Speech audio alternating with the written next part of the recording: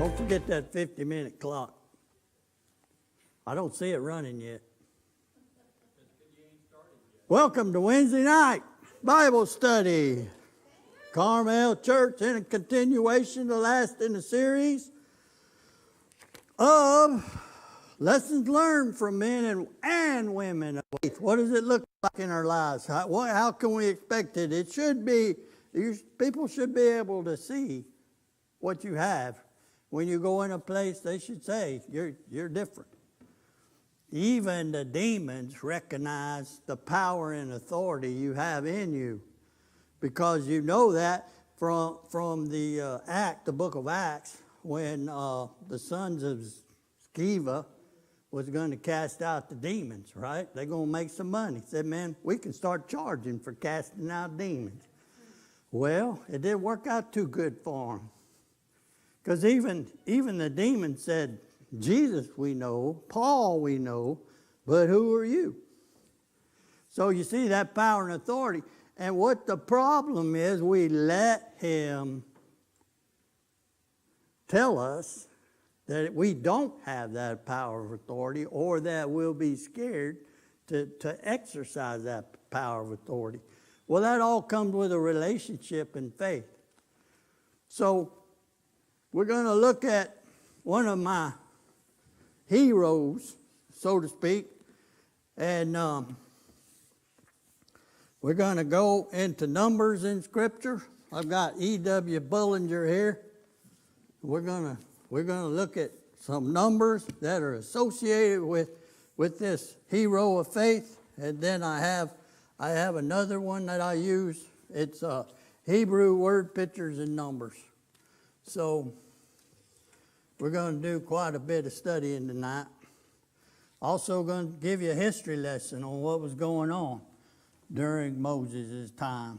See, because it goes to just how good God is and how he's a master planner. And when I start teaching you tonight, I'll show you that it all started with Abraham, of all people.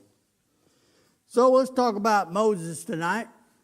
Moses is in the Hebrews chapter 11. I call that the faith chapter of the great heroes of faith.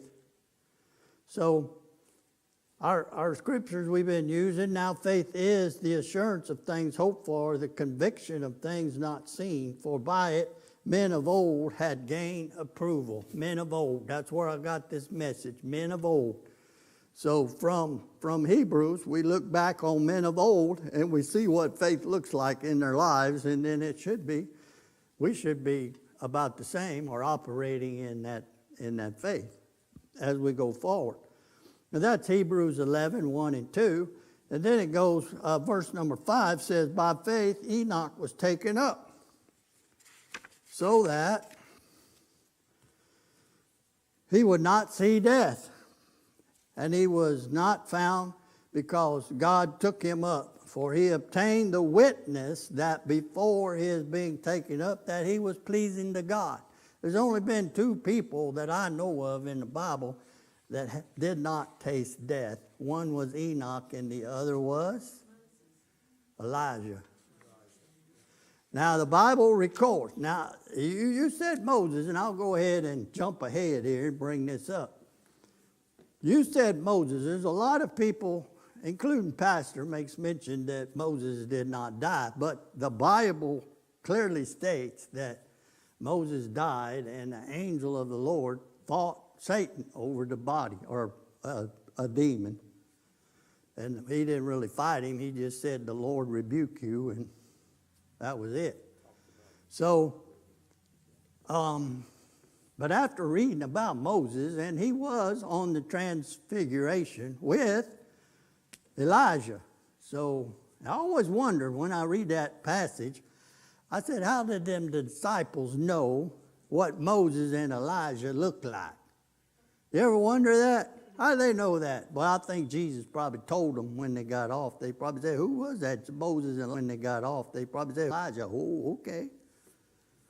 So anyway, we're going to look at that. We might see them again. in the first 3.5 years as the two witnesses in the last 7 years of the tribulation. The first 3.5 years, the two witnesses are ministering in Jerusalem, sealing up the 144,000 Jews, and also there has to be a temple on the Temple Mount where the Jews can worship. So, and it has to be sanctified, and it takes 42 months for that to happen. So that's 3.5 years on a 360-day calendar. But I don't know about you, but I'm going to watch it from a safe distance.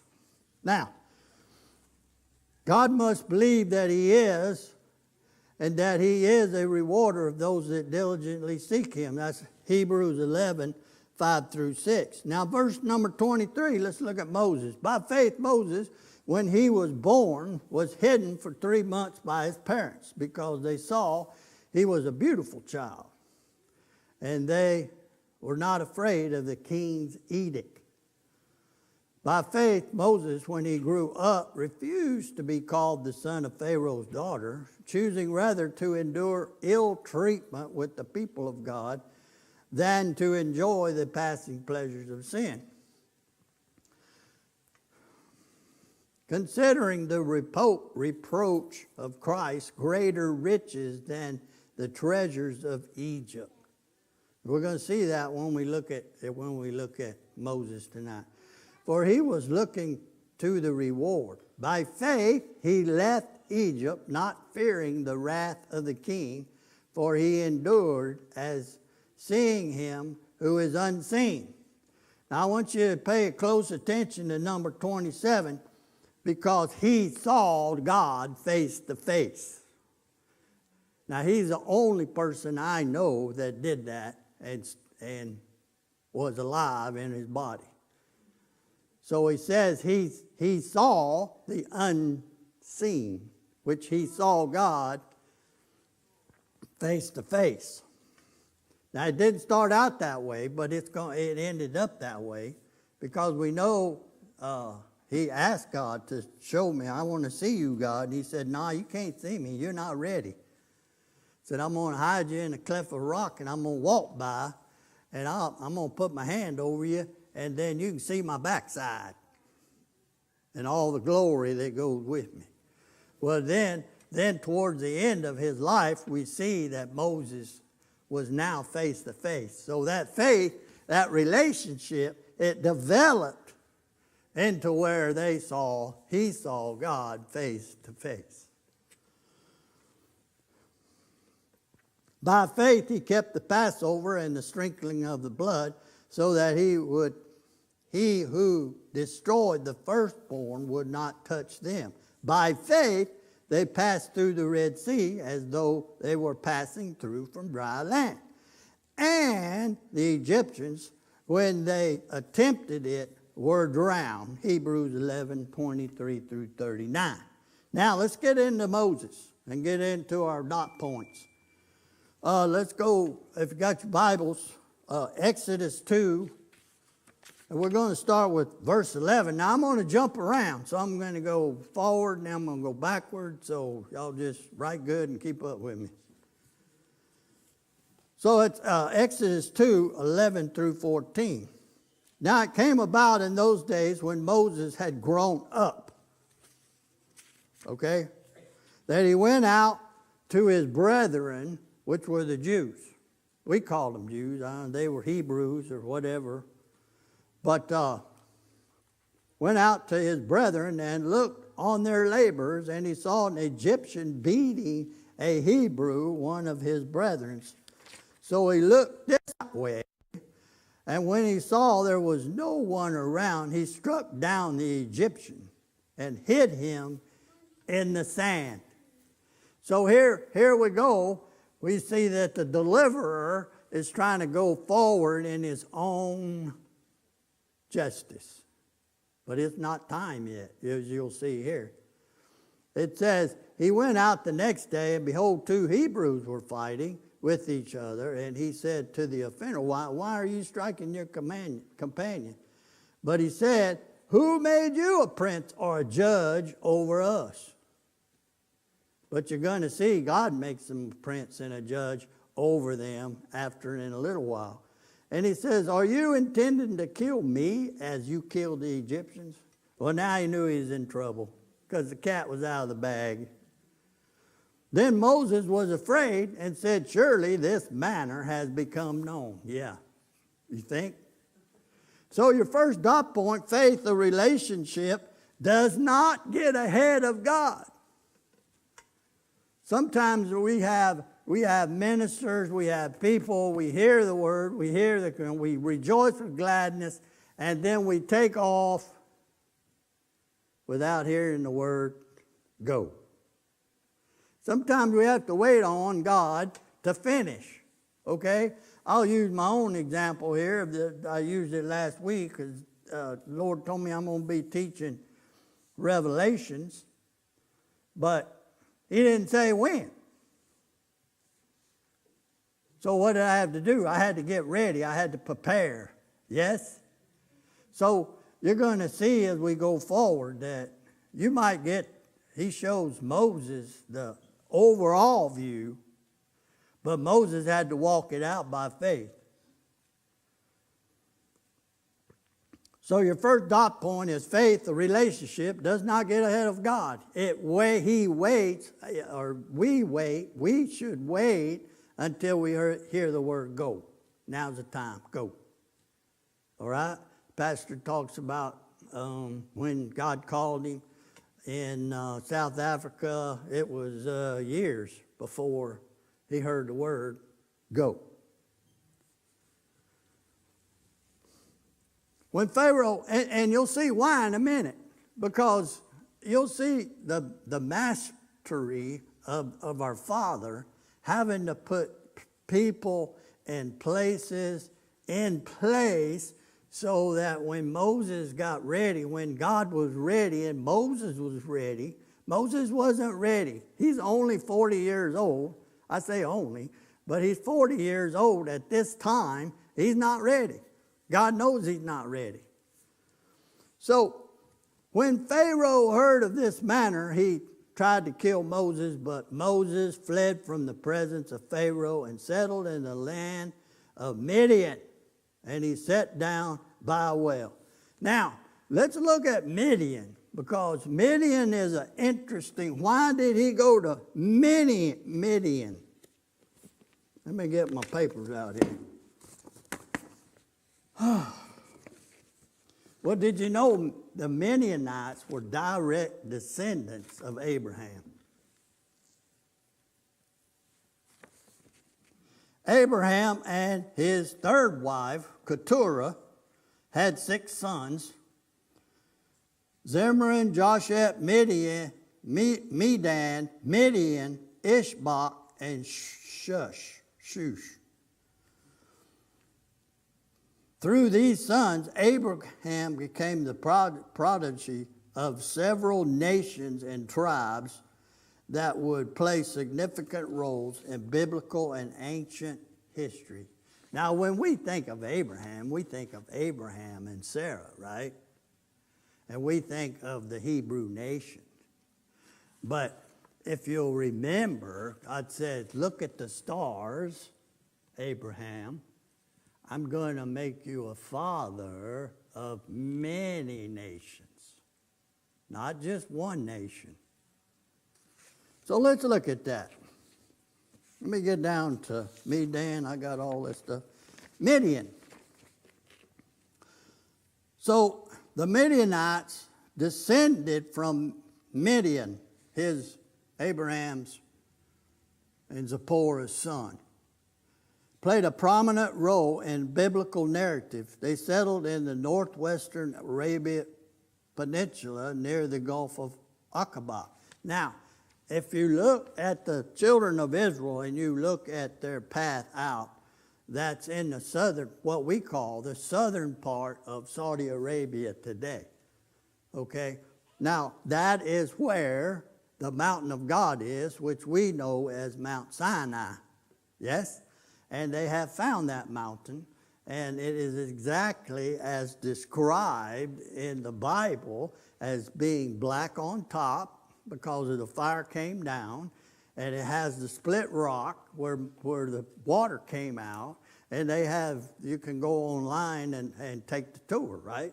And they have the cave of Moses, Moshe, they call him. So in that area, and they have the bitter springs on the way to the mountain. So that is actually in southern Arabia, what we call southern Arabia. Now, if you'll notice that Paul said, he spent 14 years, he said, I came out of Arabia with all of this revelation and knowledge. Well, a lot of scholars believe that he went to the Mount Sinai to seek God, to see, okay, I've been a Jew all my life. Now what do I do? What is this all about? So the Midianites are mostly famous, known for their interaction with Moses. He fled to Midian and married Zipporah, the daughter of Jethro, the priest of Midian. The Midianites were both allies and adversaries of Israel. During the wilderness period, they became hostile to Israel, leading to their defeat under Moses' leadership. We see that in Numbers 31, 1 through 12. Despite this conflict, Jethro, a Midianite priest, played a significant role in advising Moses on leadership. The Midianite territory was known for its wealth and trade, including the transportation goods such as spices, gold, precious stones. Genesis 37:28 records the Midianite traders were involved in selling Joseph to the Egyptians, which started the Hebrew people. So you see, God's a big God, and he has a lot of plans, intricate plans, coming together all the way back to Abraham, preparing Moses and his people to go into the promised land. The Midianite territory was known for its wealth trade, including transportation, goods, spices, gold, precious. We see that verse Genesis 37:28. So you see, God does a lot of things, has to get a lot of things in place. So he might tell, like Moses, it takes another 40 years for Moses to get ready to go. It takes 40 years to get Egypt out of Moses. So now he's what?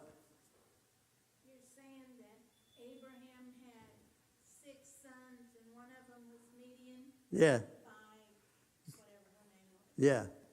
Tell me the history, because why did Sarah have to get an Egyptian? I don't have time to tell you the history. I'm just telling. Sarah died and Abraham married Keturah. Yeah, I sent the thing. So yeah, I just learned all this myself. So because when I was studying this, so then Pharaoh heard about it, and he said, okay, Moses has got to go because he murdered an Egyptian. So your number 2 point, faith, the relationship, does not look at the circumstances around us. So you may be facing odds that you say, there's no way that I can do this. There's no way this will work. I cannot see a way. But you see, as I just said, all these years, God was getting the Midianites ready to receive Moses. And they all come out of Abraham. So let's look at Exodus 3, 8 and 9 now. So I have come down to deliver. Now, this is on the mountain. Now, there's something else that happened on this mountain that it's the first time. God names himself. I am. That's the first time we see the word I am. I am whatever you need. So then if you fast forward to the New Testament, in the book of John, Jesus uses those same words, I am, 7 times. 7 is a number of perfection. So you see, Jesus carries that same I am over into the New Testament. So this is the first time that we have a name for God in the Bible, where he calls himself I am. And then he says to Moses, verse 8, chapter 3, verse 8, so I have come down to deliver them from the power of the Egyptians. He said, I have come down to deliver them from the power of the Egyptians, and to bring them up from the land to a good and spacious land, to a land flowing with milk and honey, to the place of the Canaanites, Hittites, Amorites, Perizzites, Hittites, and Jebusites. So you see, that's why I said faith does not look at the circumstances around us. Faith trusts God. Circumstances in your mind can look overwhelming. So when they get there, they have all of these people that they have to deal with because it's their land, including the Canaanites themselves. Now behold, the cry of the son, and that's another thing. Abraham, Jesus, I believe it's Jesus. It says angel, but I believe it was Jesus, took Abraham out away from his tents and stuff, and he said, hey, look, as far as you can see, he said, all this land's going to be your descendants. But he said, not now. Not now. Well, that was the land of the Canaanites.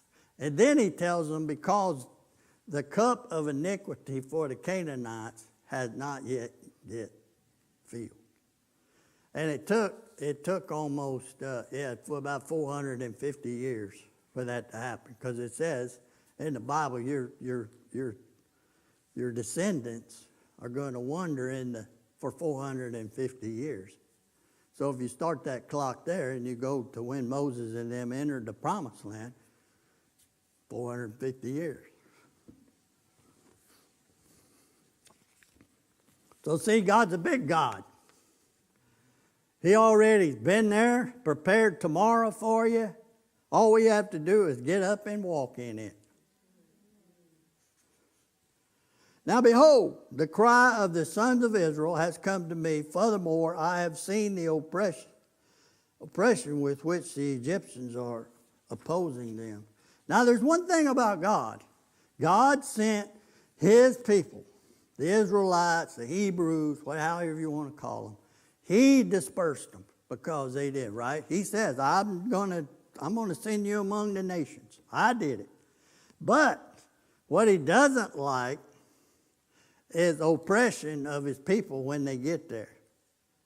Now what you're going to see from now on is that every one of those countries that oppressed Israel, we see that in the judgment of the nations.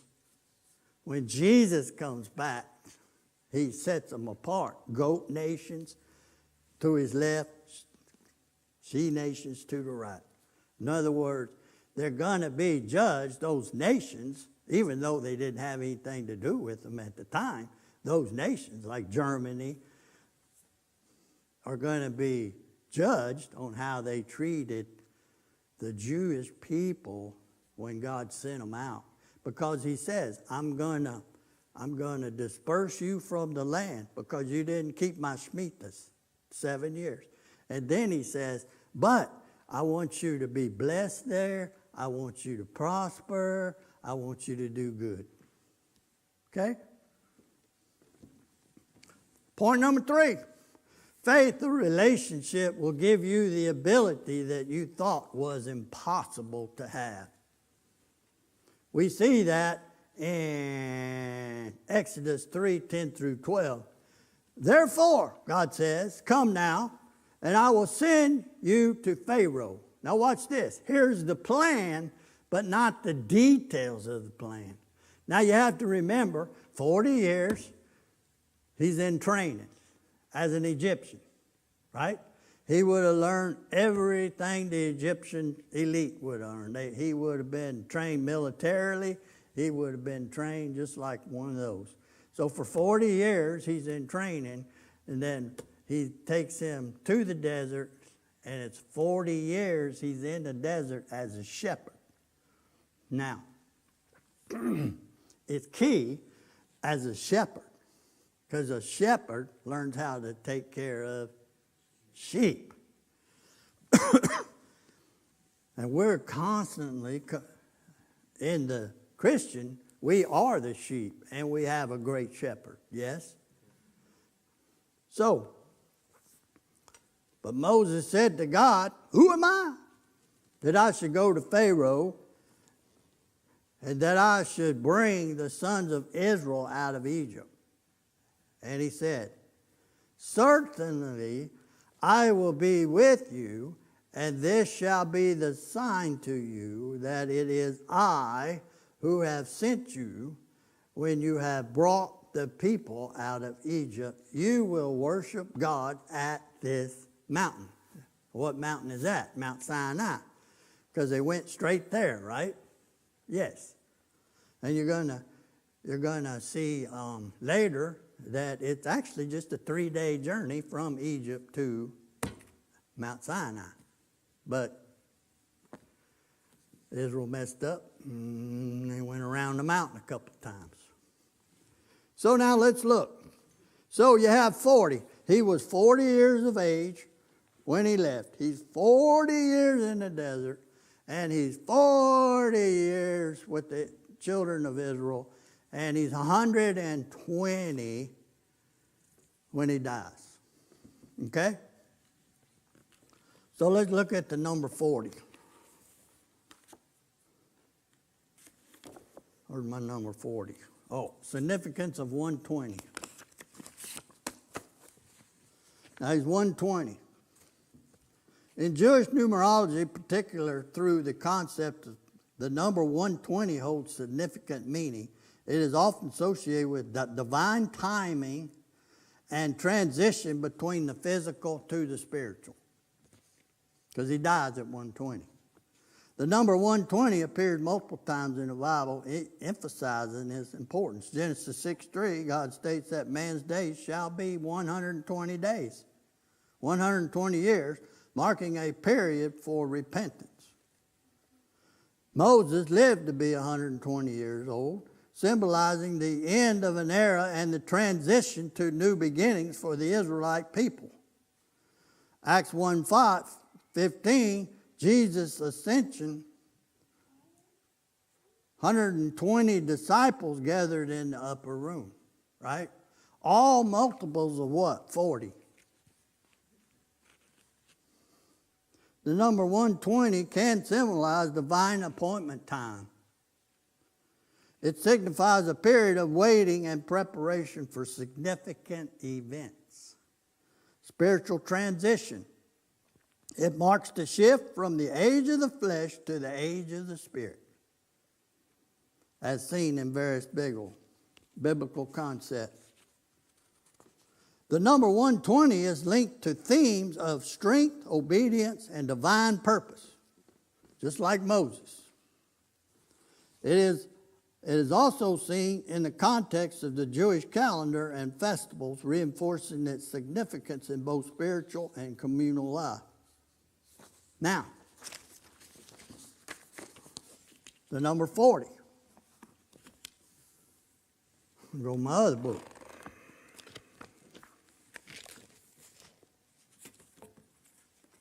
I hope I got it. Yeah. Now, you have to be careful, okay? Because you can get on Christian sites that take this number stuff way too far. So I keep it with the Hebraic, and I keep it with the old Hebraic. I don't mess with the new Hebraic language, because there's a lot of words that are added, because they need it as we add to our vocabulary, right? But in the beginning, that's where I try to keep my focus on that. So the number 40, now you got to remember there's 3 of them, yes? So you had the first 40, then you had the second 40 as a shepherd, and then the last 40 was here. So we had 3 times 3, and we're going to look at the number 3. All of this fits prophetically with Moses. The 40 means trials, probation, chastisement, but not judgment. God chastises whom he what? Loves. Yes? Action of grace resulting in revival,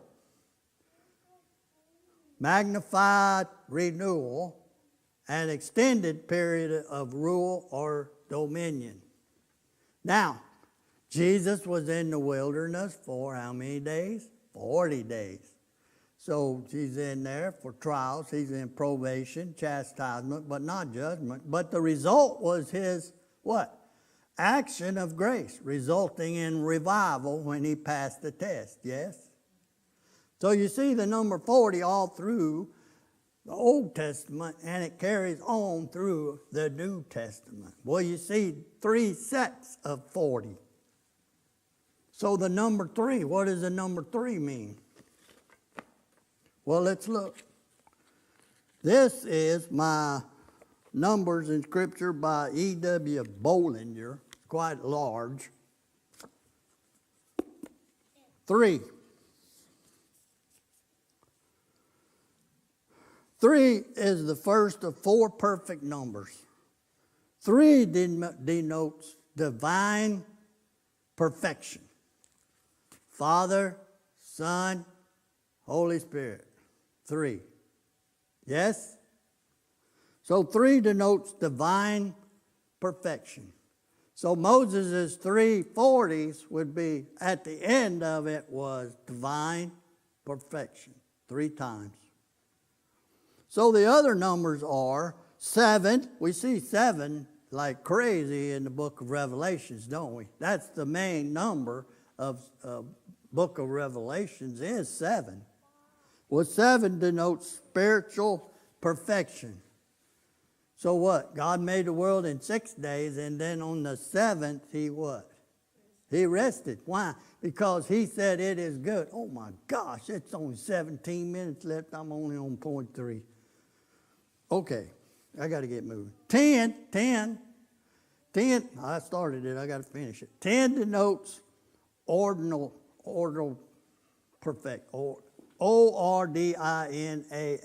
or something. Yeah, that. And then 12 denotes governmental perfection. How many disciples did Jesus have? 12. When you get to the book of Revelation, there are how many elders? 24, 2 sets of 12.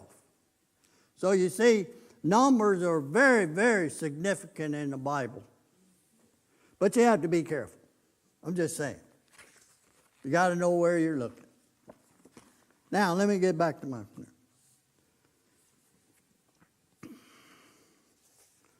Let's see, man, I can't believe I've been up here that much already. Did you speed forward on that clock? Jeez. Okay, so I'm going to skip all 40s. I've done number 3. Oh, look at me go. Number 4. Oh, I did say, Moses was also on Mount Sinai on 2 separate occasions for 40 days and 40 nights. Okay? 40. 40 is key. In order to receive God's law, he also sent spies for 40 days to investigate the land. God promised the Israelites to an inheritance. We find that in Numbers 13:25 and Numbers 14:34 is your reference scriptures. Now, number 4, faith, a relationship, gives us the ability to be patient and long-suffering. See, we have to wait on him. He gives us the plan, but then we have to wait for the details. See, it took 40 years to get Egypt out of Moses. So he had to be patient. He learned to be a shepherd in the wilderness. Faith, a relationship, number 5, will let you know what's coming. Watch this. This is Exodus 3, 18 through 22. God says, they will pay heed to what you say, and you with the elders of Israel will come to the king of Egypt, and you will say to him, the Lord, the God of the Hebrews, has met with us, so now please, let us go 3-day journey into the wilderness that we may sacrifice to the Lord our God. Okay? God's telling the exact plan, but not all the details. He said, this is your first step. You're going to go, and you're going to go before Pharaoh, and this is how you do it. You say please, say pretty please if it makes a difference. But watch this. But I know the king of Egypt will not permit you to go except under compulsion. So I will stretch out my hand and strike Egypt with all my miracles, which I shall do in the midst of it. The plagues. And then we see the plagues. I will grant this people favor in the sight of the Egyptians, and it shall be that when you go, you will not go empty-handed. Now watch what he says. He said, but every woman, y'all should be shouting, shall go ask her neighbor, and the woman who lives in, doesn't say nothing about men. And the woman who lives in her house will give you articles of silver, articles of gold, clothing, and you will put them on your sons and your daughters. Thus you will plunder the Egyptians when you leave. Number 6, faith, the relationship, is where our prosperity rests. God said, come close to me and I'll come close to you. James 4:8. Lack of time, I won't read it. So, faith is how we obtain the goodness of God. See, God says, okay, you worked, well, it's actually 240 years if you do the numbers. So now I'm going to pay this generation back for all the hard labor y'all have done. And you'll see that if you read on in the account, you see when they got to Mount Sinai, this is the crazy stuff that built the calf. Man's thing to worship. Now the calf is interesting if you read it from a Jewish perspective. We think of it as an idol, and it was. But from their perspective, if you read about the calf in my Jewish websites that I go to, there's about four of them I trust, 4 or 5 of them. It's interesting reading, just saying. Jeremiah 29:12 through 13 says, then you shall call upon me, and you will come and pray to me, and I will hear you and heed you. So he's always ready to listen to us. That's what faith is, a relationship with him. Then you will seek me, inquire for, and require me as vital necessity, and find me when you search for me with all your heart. Amen? Number 7, point 7.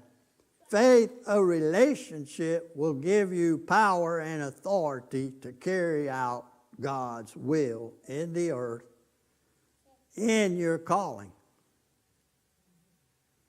So some of us try to get out of our heart and try to get into your mind, and you try to figure this out.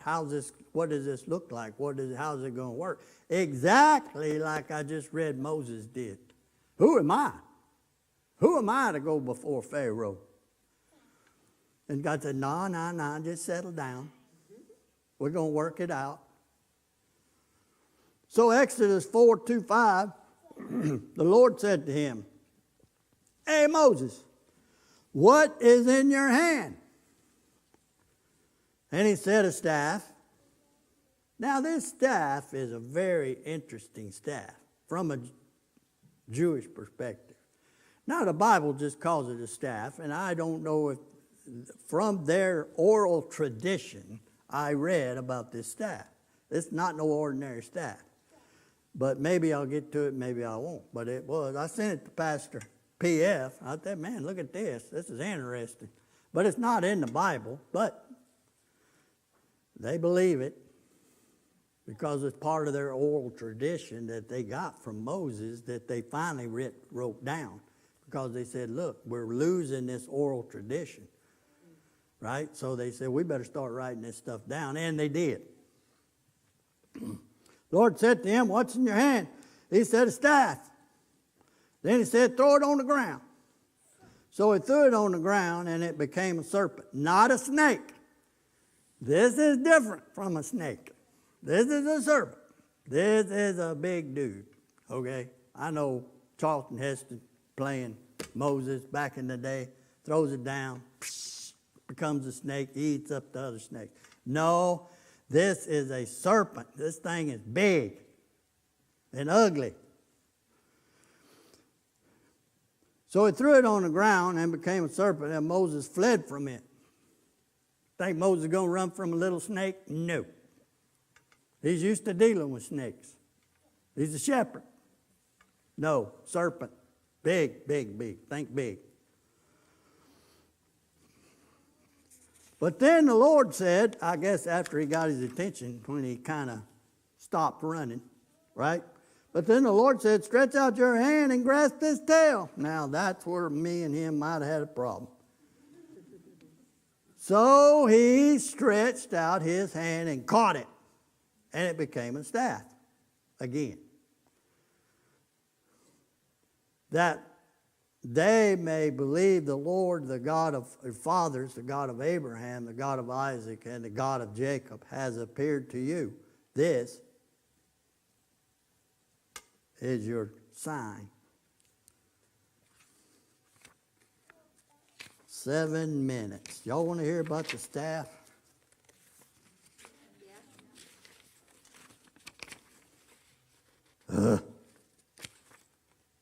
You sure? All right.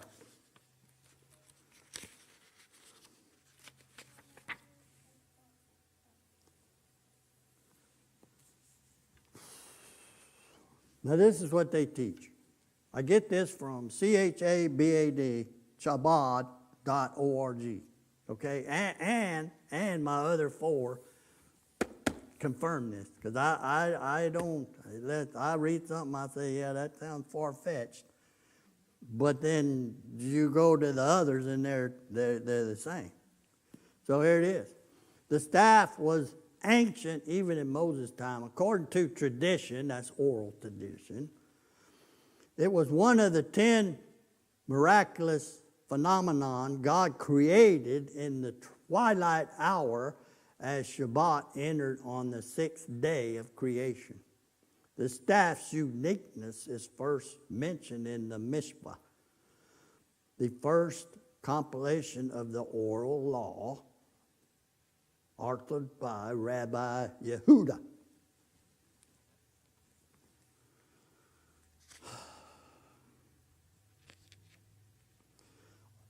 Together, they constitute the Talmud. Y'all ever heard Talmud? I've talked about Talmud. I have a book on the Talmud.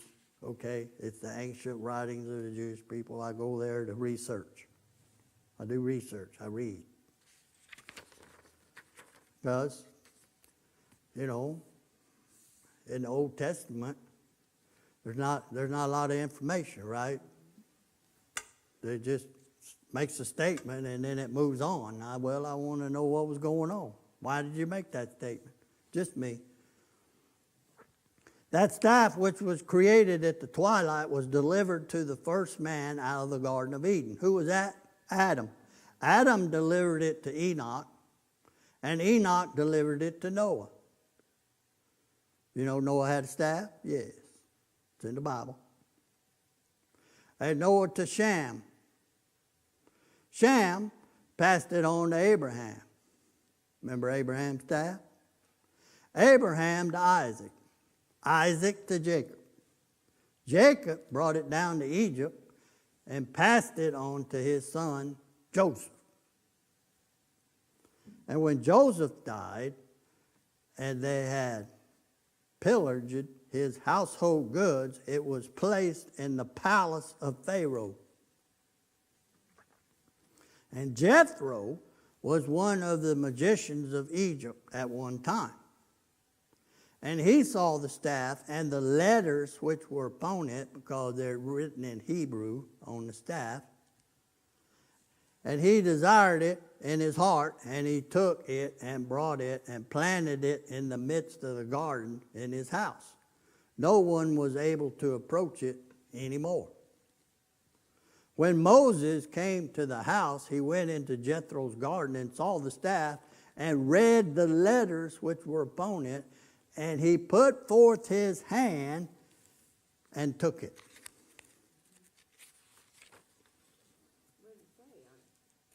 Jethro watched Moses and said, "This one in the future will redeem Israel and Egypt."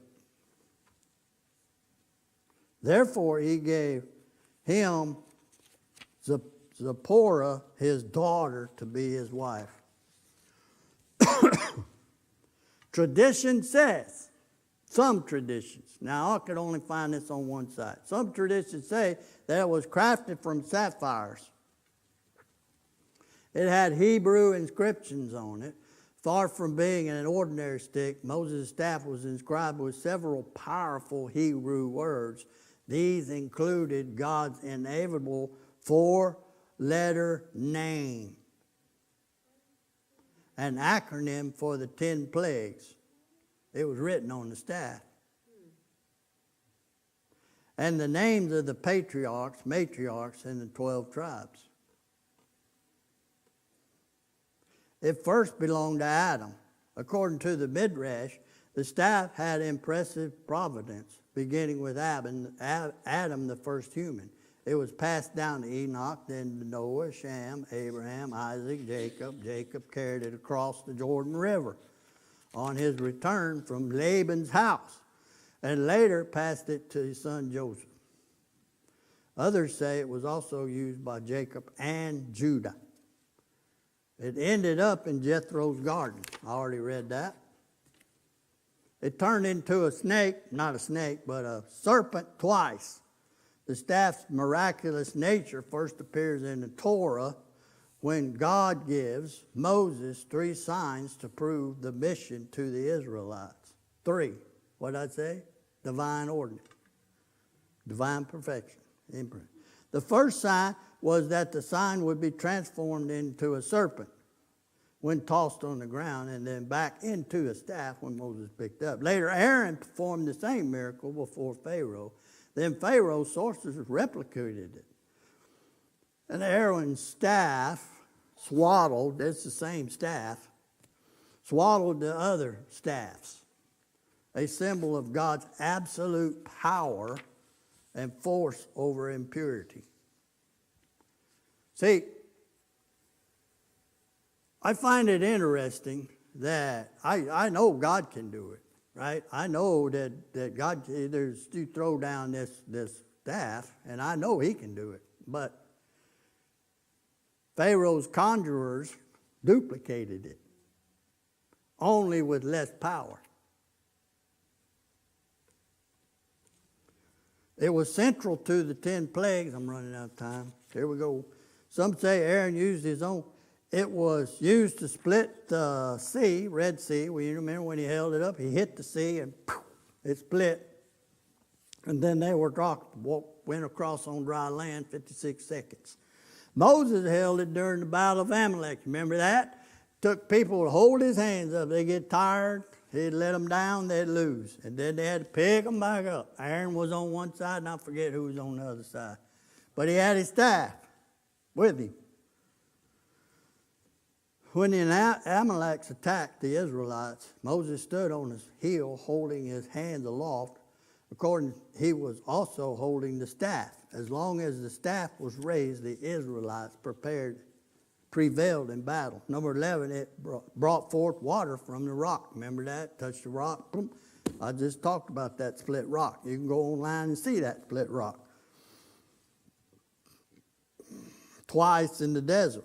It was passed down to King David. The staff didn't disappear after Moses passing it, was passed down through the generations, eventually reached King David. Now here's where we get interesting. It was hidden before the temple's destruction. All right? Now this is the Babylonian destruction. Before the temple was destroyed, the staff was hidden, along with other sacred objects, according to one tradition. It resides in the same secret place as the Holy Ark and other treasures at the tabernacle. Okay? Now, in order for the Jews to have a temple and a place to worship, they have to have a Holy of Holies. And in that Holy of Holies, there has to be the Ark of the Covenant. So I won't be here. I'll be watching from above. But it's going to be interesting if that staff is in there or not. It will return in the ultimate redemption, according to the Jews. According to tradition, Moses' staff will reappear in the final redemption and be given to, we call him Jesus. And we may see this incredible event very soon. Now, this is what they say. All right? Did you get something out of tonight? Yeah. Maybe I went too fast. I'm sorry. I'm trying to make sure I got all my dot points. Probably did. Okay. Y'all have a good night. Rest of the night. Thank all the ladies for coming.